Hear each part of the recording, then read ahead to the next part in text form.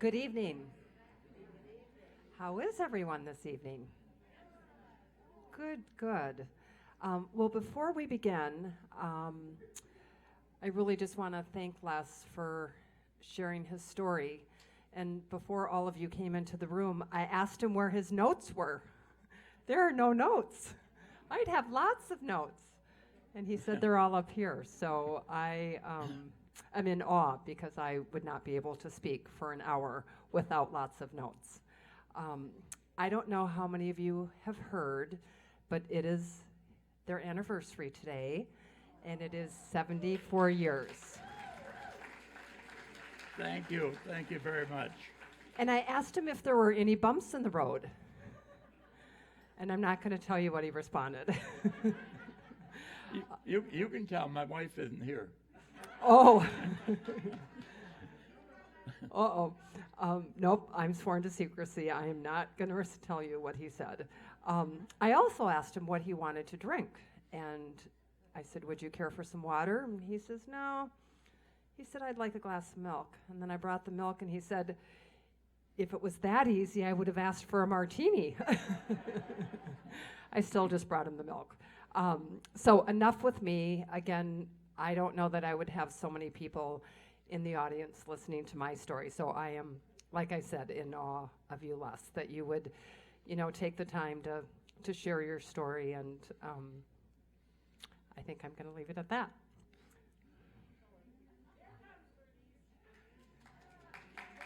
Happy anniversary.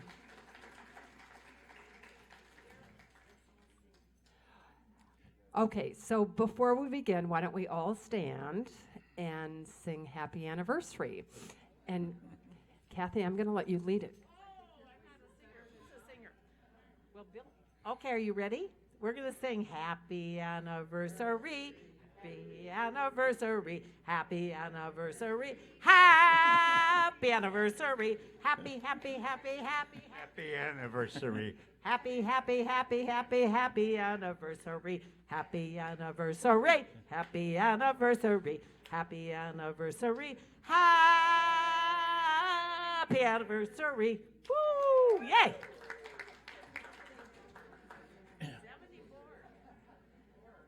Okay, it's all yours, Les. Thank you very much. And thank you very, very much for coming. When I finished last week, I forgot to mention a few things, and before I get into the death march, I'm going to back up just a little bit. Somebody was asking me when we were at POW camp, if we ever got any news. Well, the truth is we got two different kind of news. One was all propaganda that the Germans were telling us, but somewhere in camp, somebody must have had an old crystal radio set. They must have bribed some guard to make it, and the Germans were constantly looking for it, but could never find it. And we did get a little bit of news, what was happening on the front, but of course, there was also so much news that wasn't accurate, so you really didn't know what to believe. But we knew the invasion was on and a few things like that. We knew the main things. Then the other thing that I didn't touch on too much was the Russians that they had working in the camp.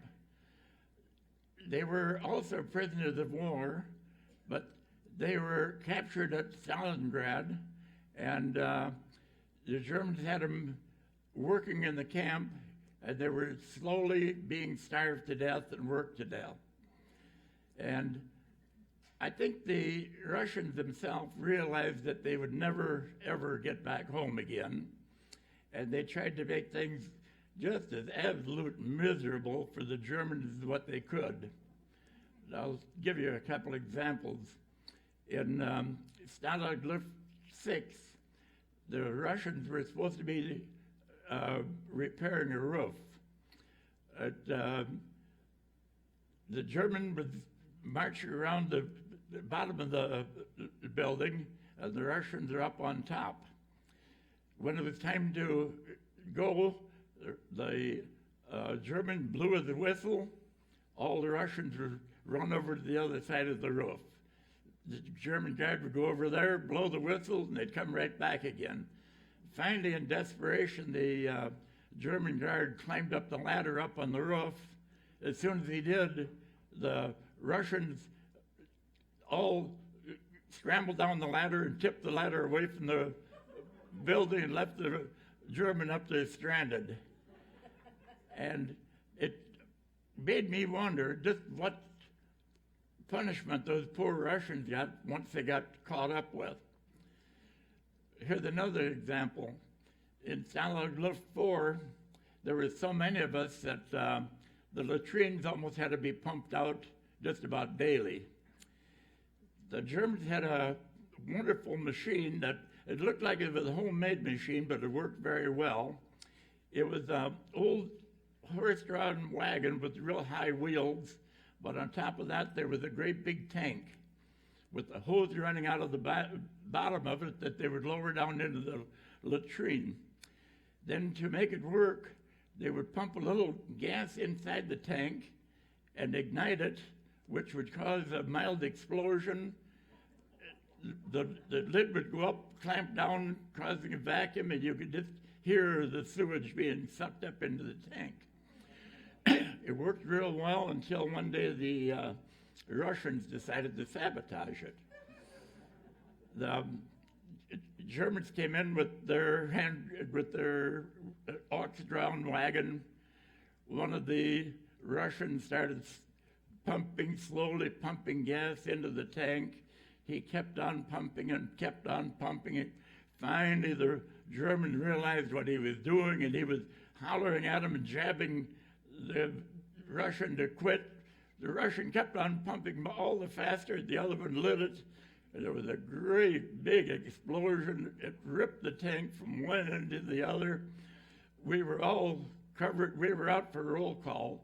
We were all covered with sewage, but the poor German that was standing right by it got the full blast. And I can remember him dropping his rifle and wiping his eyes and wondering what in the world happened. Of course, during that time, all the Russians disappeared and hid. And the next day, another team of Russians out there with the hand pump, pumping the sewage by hand. But it just made me wonder what kind of punishment they really, really received. Then sanitation, I just briefly touched on it last time about how we'd had to put shutters on the barracks, and the only way we could relieve ourselves was what we always called it the honey bucket. It sat off in the corner of the room, and like I had said last time, there were so many men using it that by the morning it was always overflowing, and a couple of us would have to take it down to the latrine and dump it. The latrine was almost I'd say 500-600 feet away, so it wasn't just a short haul. But what I was going to mention is the barracks itself, there was never any cleaning done whatsoever. We didn't have a broom, a mop, not even a cloth to wipe anything. We had no toilet paper, and anything that fell on the floor, like somebody would upchuck, which would happen quite often with the very poor diet. Anything that landed on the floor just stayed there. There's nothing you could do. It just absolutely no sanitation whatsoever. Then I had mentioned mail, that we could write 2 letters or four postcards per month. And they were all on a prescribed lined piece of paper. You had to write in block letters. You had better not say anything wrong, or you knew it wouldn't go through. You couldn't use any figures or anything like that, because thought you were using a code. And but I did a little cheating. We had one guy in our crew that wanted nothing to do with his family. For some reason, he just hated his mother, and I don't think he had a father, and he wanted nothing to do. So I made a deal with him where I would trade a couple cigarettes that we got out of the Red Cross parcel for him to be able to use his stationery. So in so doing, I got a lot more mail than anybody else. In fact, I got the very first letter in our barracks. It happened to be from a girlfriend that I had in England. It had an envelope with a real nice lip imprint on the outside of the, but to raise the morale, I left everybody that wanted to read the letter, because getting anything from outside was just the biggest morale booster you can imagine.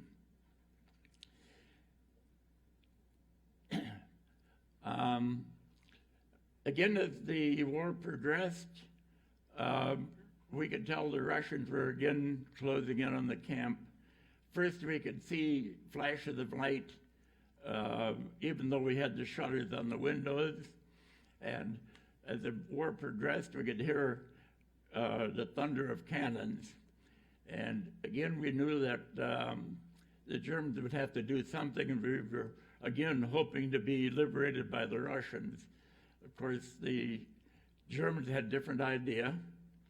It was the 6th of February, and they gave us 2 hours notice that we were going to evacuate the camp.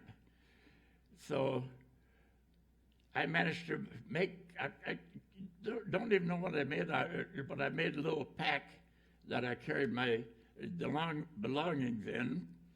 And we started out on the march, even though it was in the middle of a blinding snowstorm. And of course, we hardly walked any distance at all, and our feet were just wet. We were just absolutely miserable. That night we slept in a barn, and if you slept in a barn, it had one problem. If you slept out in the open, it had another problem. Of course, if you slept out in the elements, you first brushed away the snow and laid down your blankets. We had formed what we call the buddy system. We found out if you buddied up in a number of 5, you could just nicely fit under the width of a blanket. And if you slept outside, you put 3 blankets down and cover up with 2 blankets. Of course, the guys on the edge always got colder, so during the night we would always switch. If you slept in the barn, it was another problem. Everybody had severe dysentery, and they would put you in the barn. You were so crowded in that barn that a lot of times everybody couldn't even get into the barn. And you would lay down with your buddies, but if you laid near the entrance, the doors to the barn, you were constantly being crawled across by somebody that had to go out and relieve themselves. If you slept more towards the back of the barn, you had another problem. You'd go out, but then you couldn't find out where the heck your bed was. So it was an ongoing problem. Of course, we had lice, fleas, and bed bugs, and that just added to the misery, especially the lice. If you have lice, you feel them kicking, trying to get through all the small crevices, and it just drives you nuts. if you have lice, you'll find that they attach at a hair root, usually on your privates or under your arms. And a louse in itself is a very, very small insect, but when they fill with blood, they're about the size of a pencil eraser. And when you squish it, it's red with blood. And guess where the blood came from? It came from you. Now I've lost my train of thought.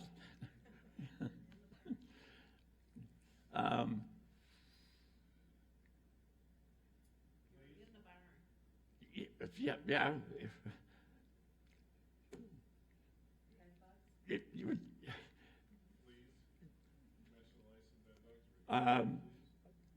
I didn't want to be an interpreter, but they had divided the group into about 400 or 500 people, and they wanted me to be an interpreter, but I was about the worst type of interpreter you could get, because I never had taken German or anything like that in school.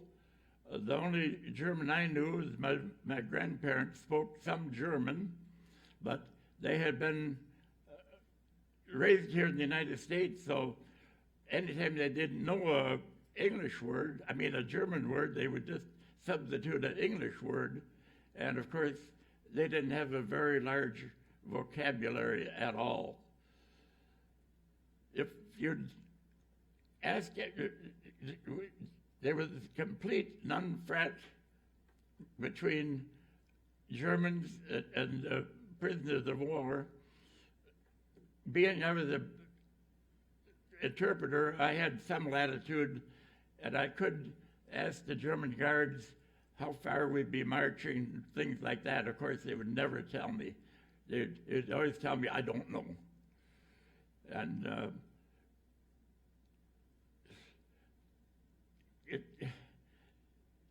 it was just absolutely miserable. Of course, when we were in the barracks, we had no heat of any kind, but now it is even worse, because when we were in the barracks, we were so crowded that we were relying on body heat. Now that we're out in the march, we have lost all that. Also,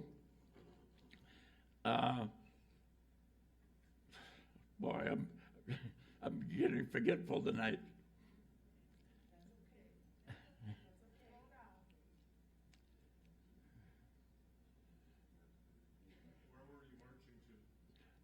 It was a very aimless march. It had no destination. The Allies were closing in from one side, the Russians were closing in from the other side, and it was just a aimless march back and forth between the lines. One night, it was the worst night that I can remember. For some reason, they started marching us real early in the morning, and they marched us all the way till 11 o'clock at night, and they told us here they were going to bed down, right out in the open field. The worst part was during the day, it started to rain. We had absolutely no clothing that would repel rain. We were wet right down to the skin, and pretty quick it turned miserably cold, and here we were told to bed down for the night.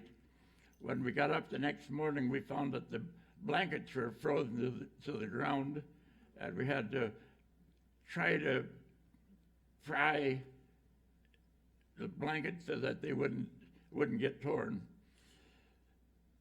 That morning, they did give us part of a Red Cross parcel. If I remember right, it was one Red Cross parcel divided by 9 men. Now, a Red Cross parcel weighs about 8 pounds, so there isn't that much to begin with.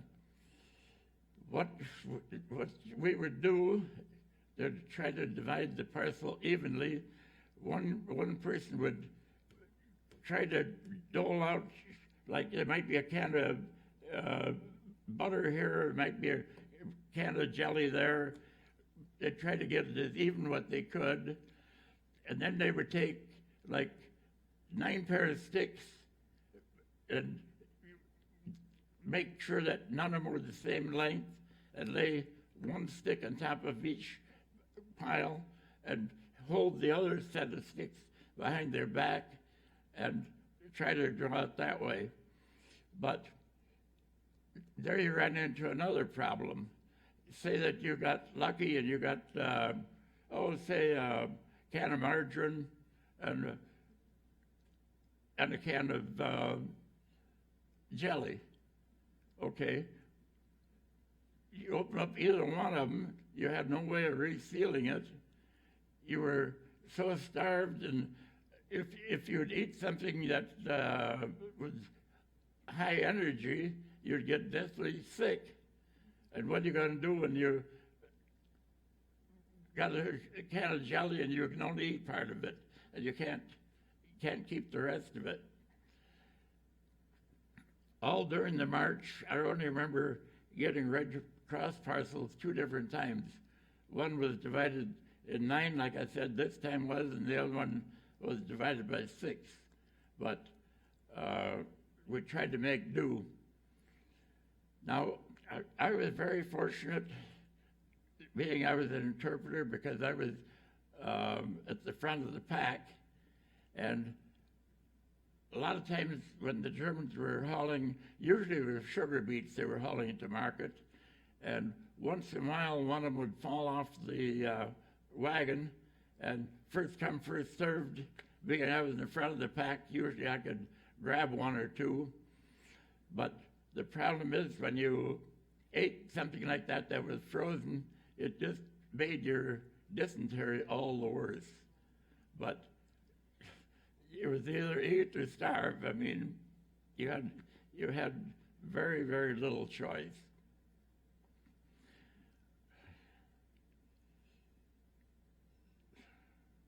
Why were they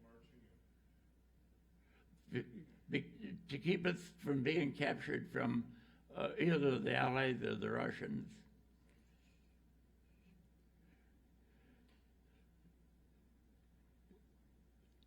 Anyway, this kept on what seemed forever. We lost all track of time. We didn't remember what day it was or anything. We had no way of knowing how cold it was except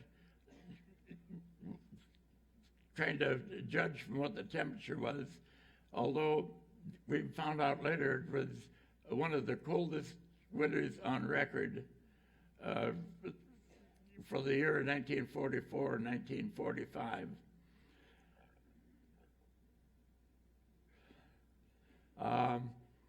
The German guards that we had, believe it or not, it was a rest and relaxation to guard us.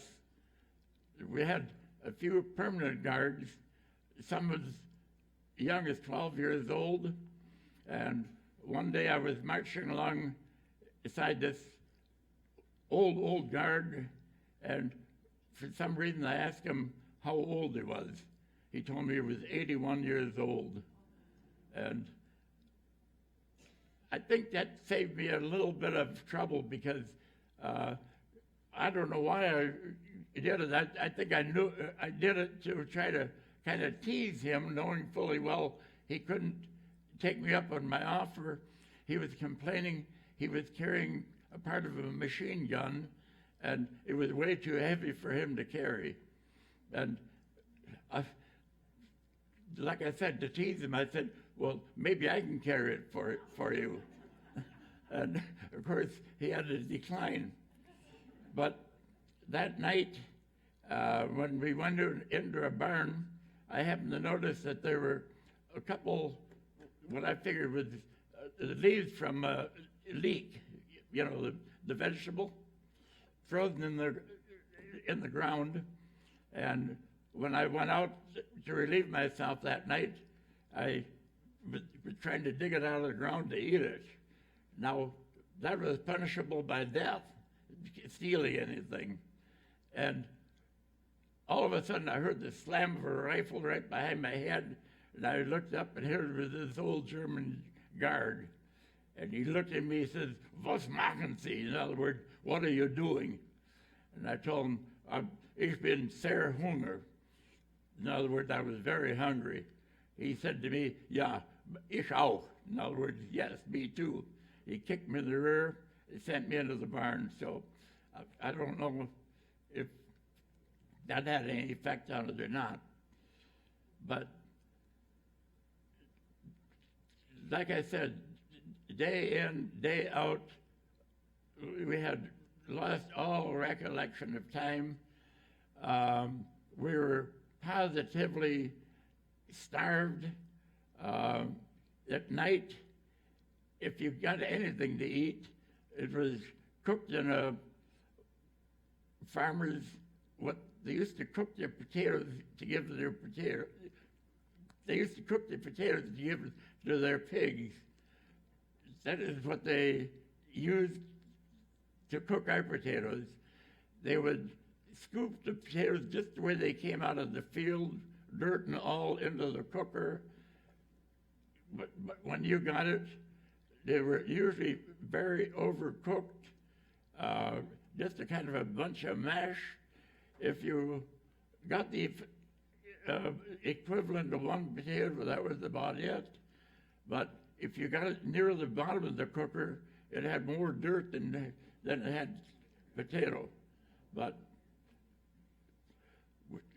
other times they would cook, a lot of times even clover, that you'd have just a kind of a clover soup. Many times there was cabbage. Once in a great, great while, it would have a little bit of meat in it, but it could be from a horse, it could be from a dog, it could be from practically any kind of animal. And it was usually one that was a bomb victim. In other words, you got part of the meat that was all messed up by being blown up. Anyway, this kept on for what seemed like forever, and all of a sudden, one day, the guy that I interpreted for told me, "Today we're not going to be marching." And I thought it was rather strange, but sure enough, we were in a barn and we slept there. Next morning, we didn't march. And all of a sudden, we did sleep there the second night.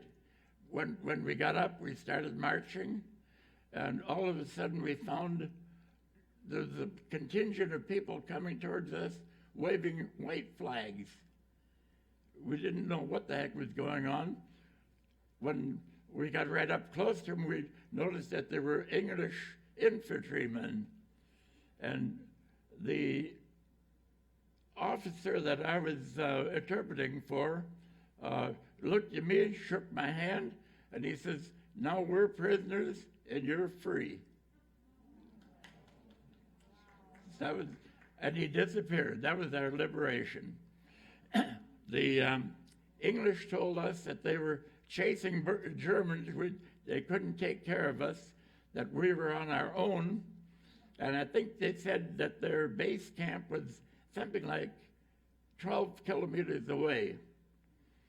And we were on our own. We were supposed to go to their base camp. At that point, there were, like I said, there was about 400 or 500 of us, but we all kind of broke into smaller groups. I don't know why, but the 5 guys that I was buddies with started walking, and pretty quick we found a bunch of dead Germans along the road. And to this day, I don't know why, but I picked up one of the rifles from one dead German, and I don't know if I thought they were going to protect myself or what, but anyway, we kept on walking, and pretty soon we came to a farmhouse. And I looked at the rest of the guys, and I said, I'm going to see what I can do to get a ride.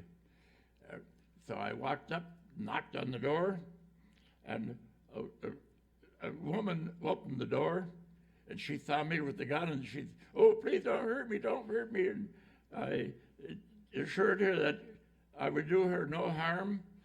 And then she was telling me that she was a slave labor, that she was actually Polish.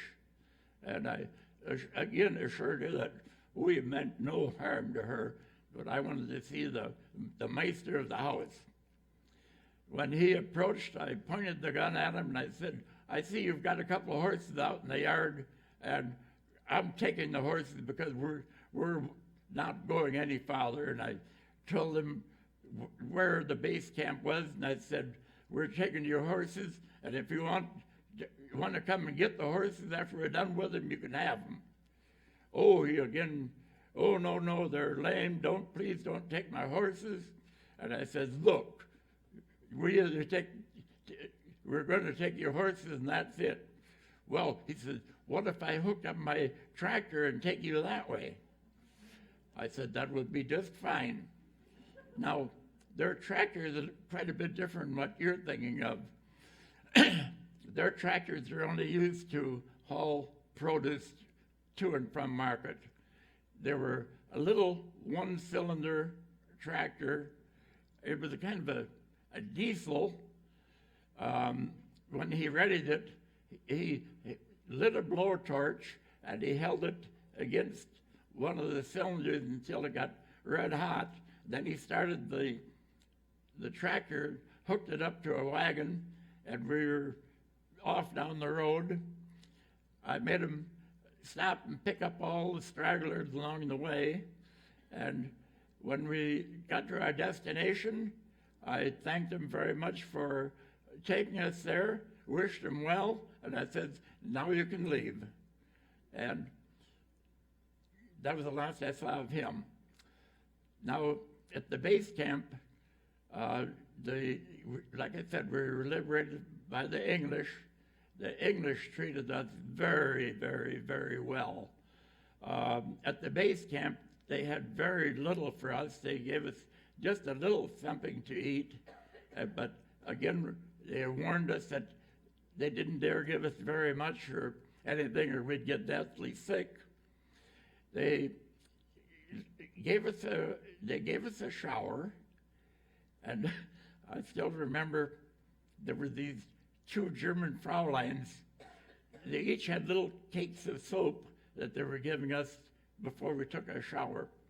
And one of them was cashmere bouquet soap, which had a real nice springtime smell to it, like flowers.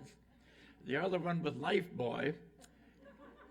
If you remember what Lifebuoy was, it actually had a kind of a yucky smell, but it was known to conquer odors. Everybody took a Lifebuoy, and I can still remember this one Fraulein saying to the other, I don't know what's wrong with mine. Mine smells real good, and nobody wants it, and everybody's taking yours, and it smells so terrible. But anyway, it was just like heaven to get a shower. Of course, we still had our dirty clothes and every other thing on. We had to put right back on. Like the English told us, they had no provisions for us, that we'd have to find a place to sleep that night. We picked a house at random that was abandoned, and we started looking around. We could find absolutely nothing to eat. But there were some chickens running around out in the yard, so we decided we were going to butcher a chicken. Then we started looking for pots and pans. There wasn't anything.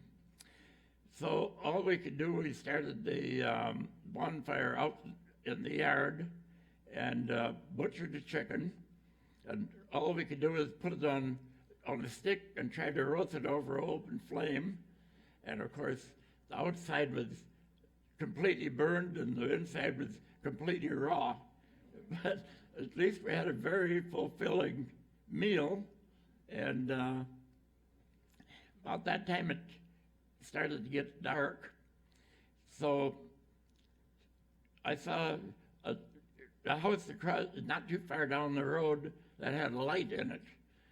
So I went over with my gun again, knocked on the door, and demanded a kerosene lamp. There was no electricity or anything. This is wartime and everything. There was no electricity, no gas, no nothing, because it had all been destroyed by the war. But anyway, I went over and I demanded a kerosene lamp. And the woman, she begged me, please don't. I'm taking care of my sick mother, and I don't want to be left in the dark taking care of her. And again, I demanded the kerosene lamp, and she motioned for me to come, and she took me into where her mother was, and I could see her mother was very, very sick. So I completely changed my mind. I wasn't going to let her take care of her mother in the dark. So I thanked her and left. And we went back. We slept in the dark. We had a kind of a little bit of a miserable night, but it was so good to be free that you just couldn't believe it.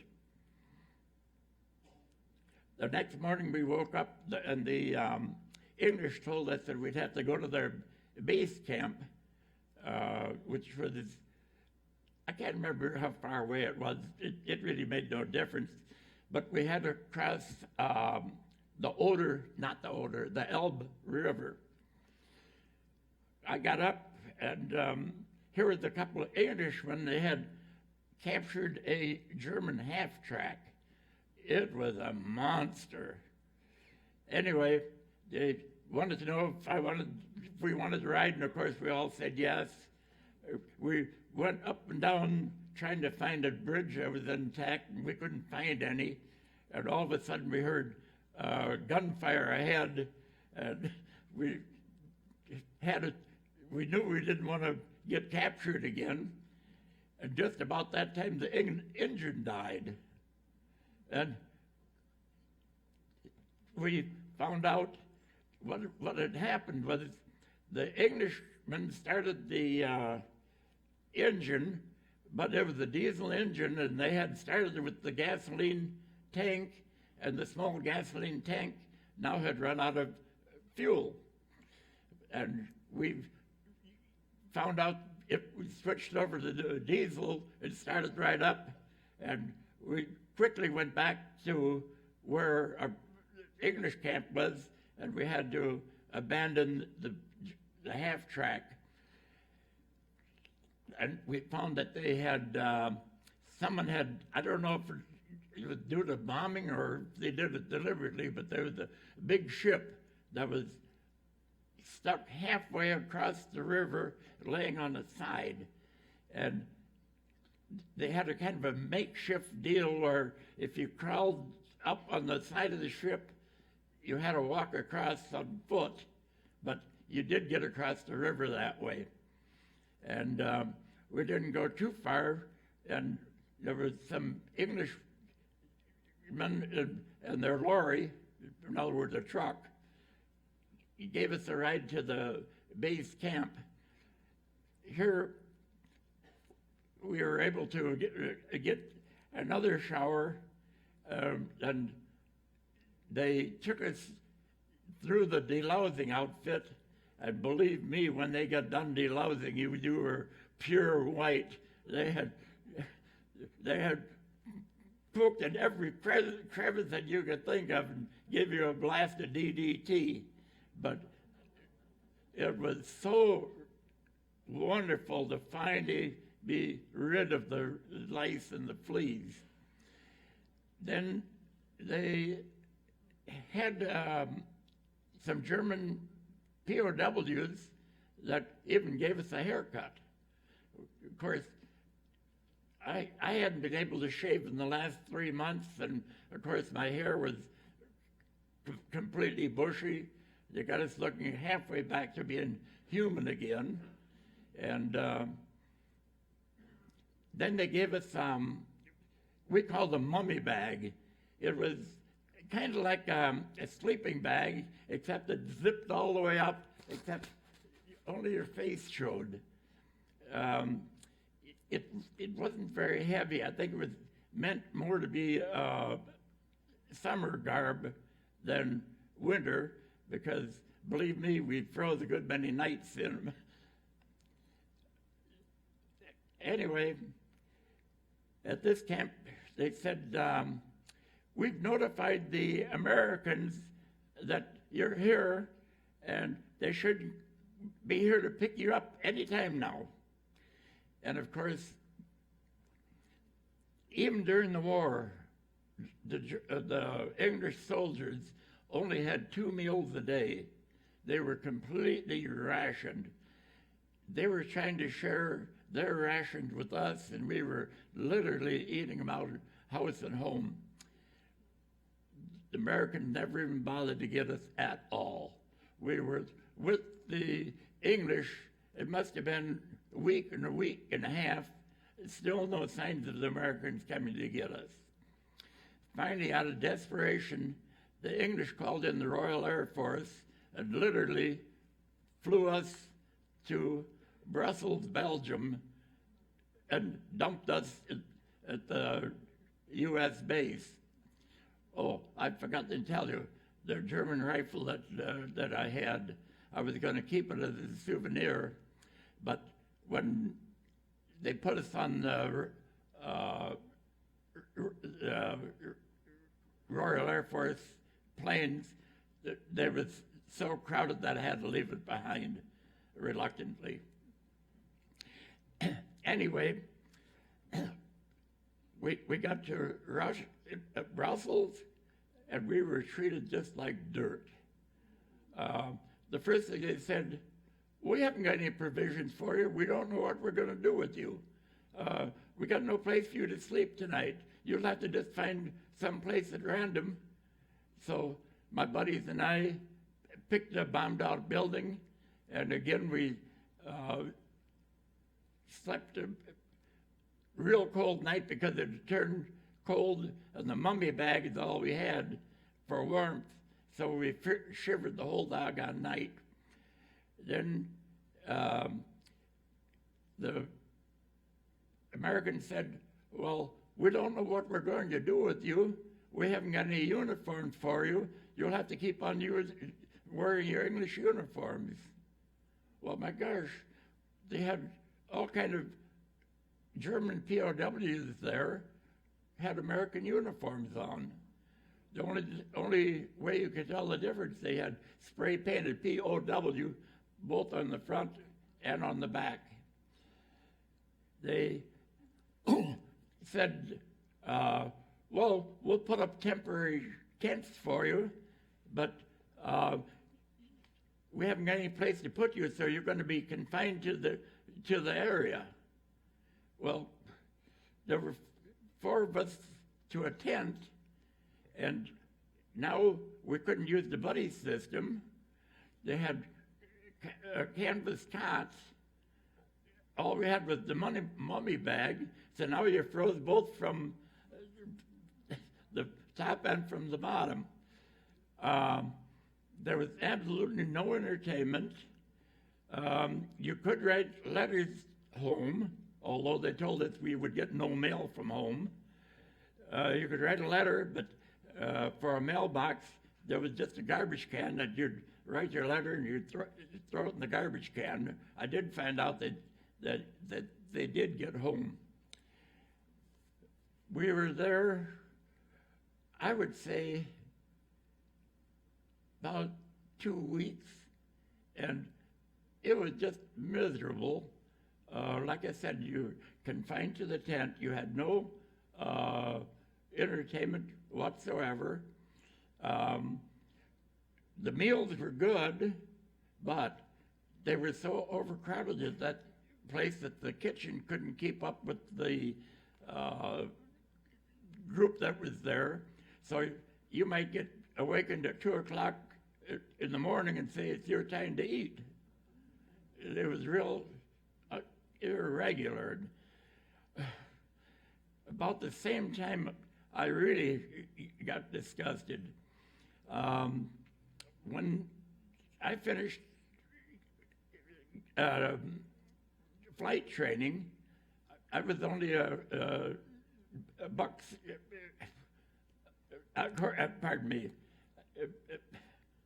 private. I was supposed to be elevated to staff sergeant. Now they tell me, back up a little bit, I'm supposed to be elevated to the staff sergeant. They said, no, we can only give you a sergeant's stripes, but we'll give you a staff sergeant when you start flying missions. Well, we started flying missions, and again, nope, we can't do it now. But then, just before we were shot down, I saw my name on the bulletin board. It said that I would be promoted to staff sergeant as of February 23rd. Well, we were shot down on February 22nd, so I figured when the 23rd came, I was staff sergeant. No, your promotion did not go through because you were detached from your outfit. No, I didn't give a damn about the rank. What I cared about was the difference in pay, because there was quite a difference in pay, and it was almost 2 years' pay. And I felt just like I was completely gypped. Anyway, I was very, very, very disappointed. Then one day, an American plane landed, and I said to the guys, I'm going to see if I can't get the heck out of here. I knew I was doing wrong. But at that point, I was so disgusted, I didn't give a damn. Anyway, I walked up to the pilot, and I said, sir, you don't happen to be flying back to England, do you? And he said, well, yes, sir, I do. He looked at me, and he figured I was an Englishman. I had the English uniform on yet. He figured I was English, going back home. He said, I said, can I hitch a ride with you? He said, well, yes, you can if all your papers are in order. And I said, well, yes, sir, they are. Of course, I didn't have a paper to my name. So I went back and quick get my belongings. I told the guys that I'm out of here. I'm going back to my home base. Got back to England. To the airport, he dropped me off, and I didn't have any money or anything, so I just hitchhiked my way back to my old airfield. Got back to my old airfield, and oh my gosh, here it looked like it was deserted, closed. I looked around and I saw nobody, and then pretty quick I saw one person way off in the background. I walked up to him. He looked at me and he says, don't I know you? And I said, when I knew him, he was a lieutenant. Now he's a major. And I said, oh, yes, sir, you do. I said, you and I used to take the same bus when we had leave and go to Northampton. We used to sit alongside of each other and make conversation. He looked at me and he says, good Lord, what are you doing in that uniform? So I explained to him what happened, and he says, don't you know if they catch you in that uniform, they could charge you with desertion? He says, I don't know how I'm going to do it, but he said, can you come back tomorrow? I don't know how I'm going to do it, but I got to get a uniform for you. Came back the next day. Sure enough, he had a uniform for me. Not only that, he said, I saw the quartermaster because I knew you didn't have any money. And he said, I got a partial payment of $100. He said, it isn't it isn't the free $100. He said, it'll be deducted out of your back pay. And of course, I thanked him very much. And he said, you don't realize how lucky you are. He said, I'm the last one here at the base. They sent me here just to close the base, and I'm leaving tomorrow. And he said, if you'd have been here one day later, you'd have really been in trouble. I stayed at the American Red Cross, and at first they figured I was on leave. They asked no questions or anything. I don't know how they how they figured that one day I was in a British uniform, the next day I was in an American uniform. They didn't ask any questions. Anyway, within the next couple days, there must have been about 100 guys that did exactly the same thing I did. I never did ask them how they managed to get across and how they managed to get the uniforms. I wish I had. But anyway, we had a high old time for, a week or 2 weeks, and we finally got together. And this can't go on forever. We got to go home sometime. We knew we were in big trouble, that we were all AOL, and we figured if we go down separately and turn ourselves in, we're going to get the book thrown at us. If we all go down in one great big group, they can't do much. And sure enough, we went down in one group. They were very unhappy with us. And you are being sent to Southampton. You are confined to quarters, and you will wait until your transportation arrives. Well, they sent us to Southampton, and we would post one guard, and all the rest of it were down at the English pub having a good time. But certainly, within, I don't think it was more than 3-4 days, transportation did arrive, but it was LST. Now, LST stands for Landing Ship Tank. In other words, this was meant for the invasion. It's got a flat bottom that's supposed to ram into the shore, and the front flops open, making a ramp, and the tanks come out on dry land. And then when the tide comes in, they can ease the ship back off the shore. It's absolutely the smallest ship that goes across the ocean on its own. And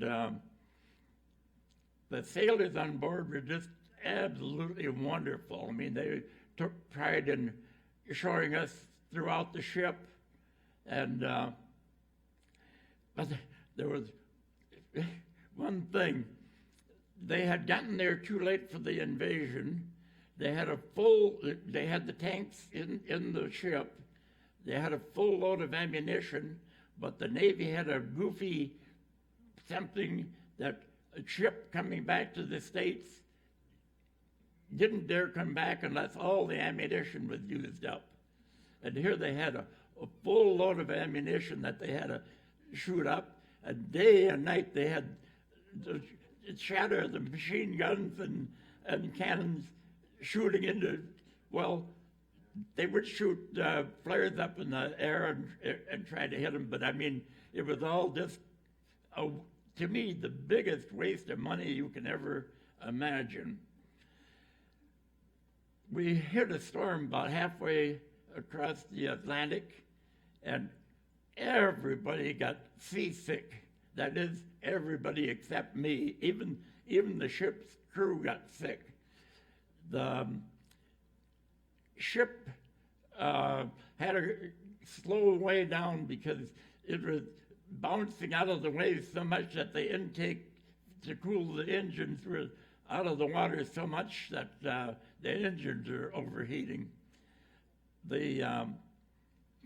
Every time, like I said, it had a flat bottom. Every time we were to come out of the wave, it would come bang, and the whole ship would just kind of quiver. I got the biggest bang out of it. I was the only one that wasn't sick, and I thoroughly enjoyed it. But the top turret, like I said, got sick and vomited on his pants.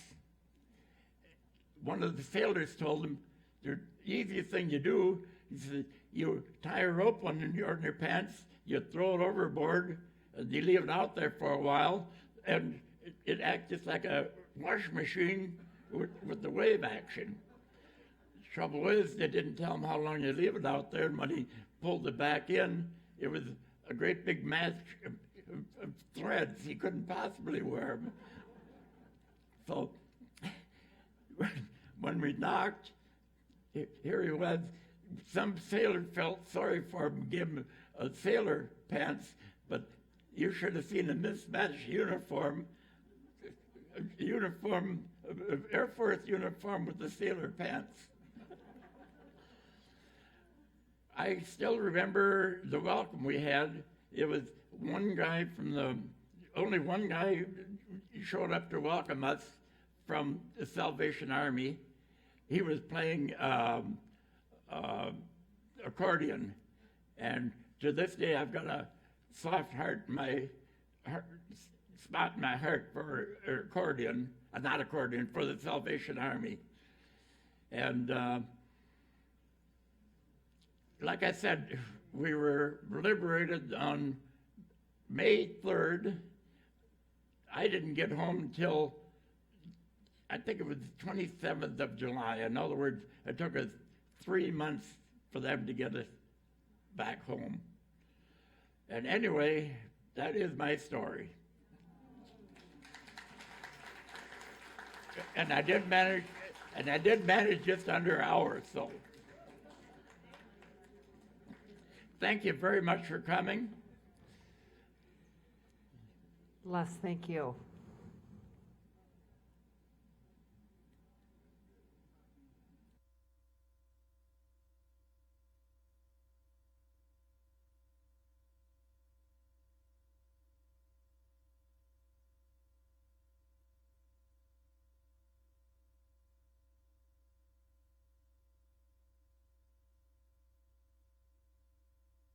Just quickly, do any of you have questions? Les said he would take a couple questions if you have it. Okay. Yeah, any questions you have? Let's just start here. About meeting the pilot. I want him to tell about meeting the pilot shot him down. I want him to tell about meeting the pilot. Oh, yes. Can you talk about meeting the pilot that shot you down? Is that Okay. correct? Yes, Thank you, Emmy. I had forgotten about that. When I got my first computer, I started trying to find out where a plane crashed, and I finally made contact with somebody in Denmark that he was a historian, and I overheard him and another person discussing the evening the raid where our plane went down. And I quickly contacted him, and he put me in contact with the Danish farmer where our plane crashed. And we started emailing back and forth and got very friendly, and he actually invited myself and my family over to the crash site. That was in the year 2008. And they treated us royally, and during that time, one of the relatives was asking me about the German pilot and all that, how he shot us down and everything, and I had mentioned that when we were shot down, there was German officer came in and was looking at us, and I thought perhaps he was the German pilot, and that I would have liked to have talked to him. And he said, maybe I can help you find him. And it took him 4.5 years to locate the German pilot. And we found out that Germany protects their people very much. that they're not supposed to give out any information or anything like that. Anyway, little by little, he did locate him, and he used the excuse that he had an American friend that wanted to put flowers on the pilot's grave. And this guy, I found out later on, he lost his job because he did give my friend the telephone number of what he thought was the widow of the pilot. He called this number thing that he was talking to the widow, and he says that he had an American friend that would like to put flowers on your husband's grave. And she says, "What do you mean, put flowers on my husband's grave? He's sitting right alongside of me." Anyway, I sent a real friendly letter to the pilot, and I was actually thanking him because he was one of the very few good German pilots. We were over the North Sea, and he had our plane crippled that he knew he couldn't fight back, and instead of continuing to shoot at us and leaving us nigh by crashing into the sea, he let us fly to the nearest land. He didn't escort us there. The reason he did it was to make sure that we weren't trying to escape to Sweden. But anyway, like I said, I wrote a very friendly letter to him, thanking him, and I said, someday I would like to meet you. And sure enough, a few months later, I got a letter from him, a real nice letter, telling me that if I ever had an opportunity, he would like to meet me as well. And we arranged that we were going to meet in Heidelberg, where he lived. We came to Heidelberg, and they had a great big banquet for us. They had all kinds of arrangements with the city welcoming us, and really made us feel very, very welcome. They also took us for sites around Heidelberg. There's a great big castle there that's very, very interesting to go through. And they also took us down the Neckar River to visit a lot of the old castles along the river. They also invited us to their place for a great big banquet, which I understand is very unusual for Germans to do, especially if they don't know the person very well. So we felt very, very honored. I got to see all his war medals and everything. He had 4 different Iron Crosses, one of them even in gold. So he must have been quite an ace. He turned out to be a very, very nice person, and we were in touch with each other until his death. I think he was 98 or 99 when he died, and you were in touch with him right up to the time he died. Any other question? Is there a movie that people can watch about him? Pardon me? Is there a movie that you can share Is there a movie out there that they could watch? about you meeting him? I still didn't get it. YouTube video on you meeting him? Immortal Enemy? Oh, yes. When we went to Denmark to the crash site, they made a documentary about the crash site. Then when we went to visit the German pilot, the same crew, the same Danish crew that had taped the crash site accompanied us and taped the meeting with the German pilot. They named the documentary Mortal Enemies.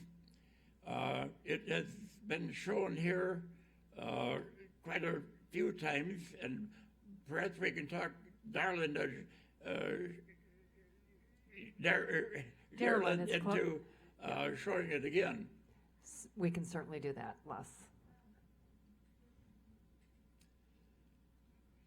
Any other questions? One thing I forgot to mention, to pass the time when we were both in Stalag Luft 4 and in 6, we wrote a lot of poetry. You see a book out in the showcase. It looks kind of all beat up, notebook, but that is the book that has the poems. Now, if anyone is interested in seeing any of those poems, if you want to send me an email, I'll see if I can't send you a copy of the poems. My email address is in the phone book. So, Is just to confirm, does everybody know where the showcase is that displays all of Les's items? Is everybody familiar with that or no? there's one other thing you can do.